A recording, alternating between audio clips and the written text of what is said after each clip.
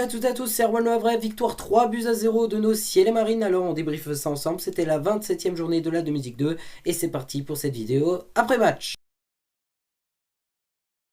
Résumé de la rencontre s'est jouée hier soir à 20 h au stade Gaston Petit. Il y avait la fête du côté du stade Gaston Petit car c'était un record de nombre de matchs joués en Ligue 2. Châteauroux qui est l'équipe qui a joué le plus de matchs en Ligue 2 de l'histoire de la Ligue 2.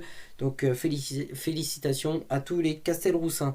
Donc début du match hier soir à 20 h et le Hack n'a pas tremblé d'entrée car le Hack ouvre le score à partir déjà de la 3e minute de score avec un but de Tino Cadebré. 10 minutes après, c'est au tour de Jamal Thierry de doubler la mise et de faire le break pour les Ciel et Marines. Et puis voilà, après le Hack joue plutôt tranquille. Voilà, c'est vrai que le Hack s'est un petit peu relâché notamment entre la 30e minute et à la mi-temps. Mais c'est vrai qu'après en seconde période, le Hack a plutôt pas mal géré la rencontre. Un penalty obtenu à la 90e minute de jeu. Un penalty qui sera tiré et réalisé par Junior Dina Mbimbe. Ce qui fait que le score est de 3-0. C'est exactement le score final. Victoire 3-0 du Hack sur les terres des Castelroussins. Ça faisait 35 ans que le Hack n'avait pu gagner à Châteauroux depuis 1985. Parti donc pour notre 100% hack. Alors là, il y a eu un grand changement du côté des Ciel et la Marine depuis la semaine dernière. Franchement, j'ai trouvé que le hack a fait un de ses super matchs. Voilà, on a perdu un petit peu de ballon, un peu de déchets, mais comme d'habitude. Mais sinon, on a plutôt pas mal géré la rencontre et surtout, on s'est un petit peu relâché, comme j'ai dit, à la fin, lors du dernier quart d'heure de la première période. Mais sinon, après, dans l'ensemble, même en deuxième période, j'avais un petit peu peur qu'on se relâche. Parce que, quand on mène 2-0, on a tendance un petit peu à se relâcher. Au final, non, on a continué à jouer au ballon. On a réussi à obtenir un penalty et s'imposer 3 buts à 0. Donc, que dire, on a très bien joué. Le retour de Tino Cadebré a fait quelque chose au hack. Il a fait pas mal du bien. Une belle paire Jamal Thierry, Tino Cadebré. Enfin, en paire d'attaque, il n'y a rien de mieux. Ça a prouvé. Les deux, ils ont réussi à marquer. Tino Cadebré qui s'est aussi baladé avec des dribbles, voilà. J'ai trouvé pas mal, Tino Cadebré, il touchait pas mal de ballons et il allait beaucoup les chercher. Comparé avant sa blessure, je trouvais que Tino Cadebré restait un petit peu sur place. Non, là, on voyait qu'il avait un petit peu faim, il avait envie de jouer. Donc après, moi, là, franchement, j'ai que des avis positifs sur la rencontre d'hier soir.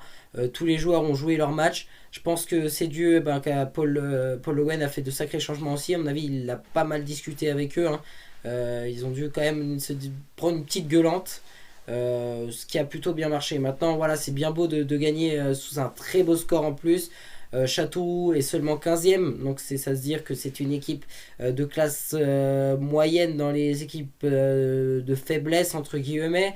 Mais une équipe qui nous avait battu à l'aller. Donc voilà, on a réussi à les battre, donc c'est plaisant.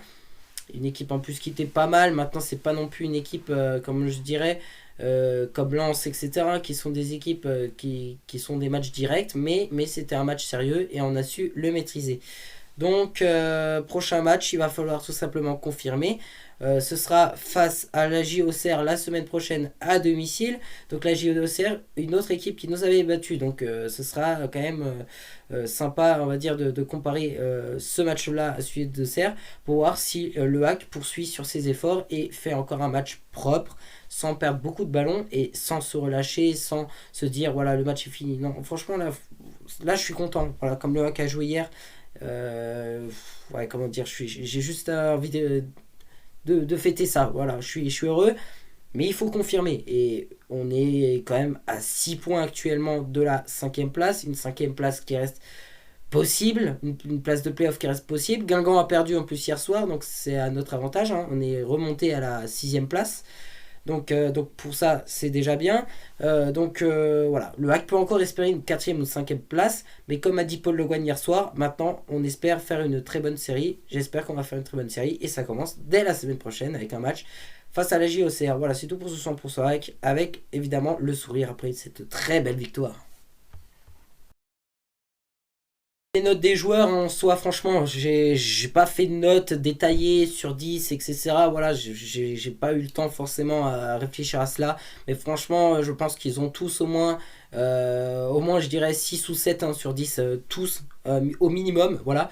Après, il y a des joueurs comme Tino Kadewere, Jamal qui a fait un super match. Dina qui est rentré, franchement, il marque un but. Bon, après, il n'a pas touché tellement de ballons, mais il marque un penalty, ce qui est bien. Il arrive à marquer un but, donc je suis content pour lui. Mathieu Gorgelin, il a fait un gros match. Jean-Pascal Fontaine, en tant que capitaine, voilà, il a fait encore un super match, même s'il a glissé quelques fois. On sait que le terrain était plutôt gras. Il a fait notamment une belle frappe hein, qui a atterri sur la barre transversale. Dans l'ensemble, Romain Basque était là. Franchement, tous les joueurs étaient là. Donc, que dire? J'ai vu une équipe qui s'est métamorphosée depuis la semaine dernière. Et comme j'ai dit, j'espère qu'on verra exactement les mêmes caractéristiques de joueurs comme ils ont tous joué. Super. J'espère qu'on verra ça la semaine prochaine.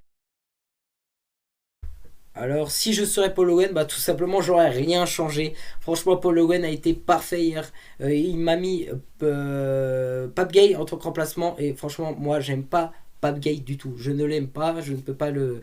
Franchement, je trouve qu'il joue pas bien au foot, hein. Franchement.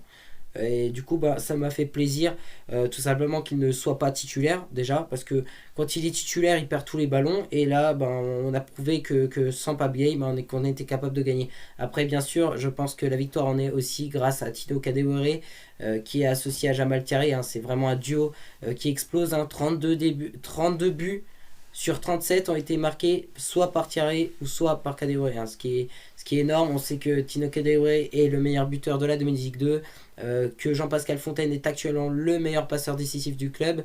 Donc c'est vrai qu'on a quand même, de très bons joueurs, hein, ça c'est sûr, mais il va falloir remonter au classement. Après, si je serais Paul Le Guen, le 4-4-2 pour moi ça a été une bonne décision aussi. Bon, Badé, pour moi, Loïs Badé qui n'était pas titulaire, voilà, bon, il est jeune, donc je pense que même s'il n'est pas titulaire, c'est pas tellement grave. Après, je pense que le hack, à mon avis, est en train d'un petit peu d'agir, de lui mettre la pression, parce qu'en fait, là, il est en fin de contrat dans son statut amateur. Donc ça veut dire que si on n'arrive pas à le faire signer un nouveau contrat, il quittera forcément le hack la saison prochaine. Donc on est peut-être en train de lui dire, hé mon coco, on ne fait plus jouer si tu signes pas. Et si tu signes, on te refait jouer. C'est un petit peu ça, je pense que le hack a envie de faire, et les procédures un petit peu de ce style-là. Des procédures qu'on avait fait avec Harold Moukoudi. Harold Moukoudi qui n'avait pas voulu re-signer au hack, qui n'avait pas joué tout simplement pendant 6 mois derrière. Bon, je sais pas si c'est la meilleure des solutions, mais voilà, pourquoi Badé n'était pas titulaire. Enfin, moi je suppose que c'est pour cela. Après, Paul Le Guen, voilà, j'ai rien à lui reprocher, ça a été parfait, puisqu'on a réussi à gagner 3 buts à 0, et franchement, avec une équipe qui a joué proprement. C'est ça ce qui compte. Et voilà, c'est tout pour cette vidéo. Merci à toutes et à tous de l'avoir suivi. On se retrouve évidemment pour la semaine prochaine et la 28e journée de la Dominique 2. Sauf s'il y a des petits problèmes de coronavirus. Alors voilà, bon, pour l'instant, du côté du Havre, il n'y a pas eu d'épidémie. Mais bien sûr, je vous tiendrai au courant si cela change sur mon Instagram.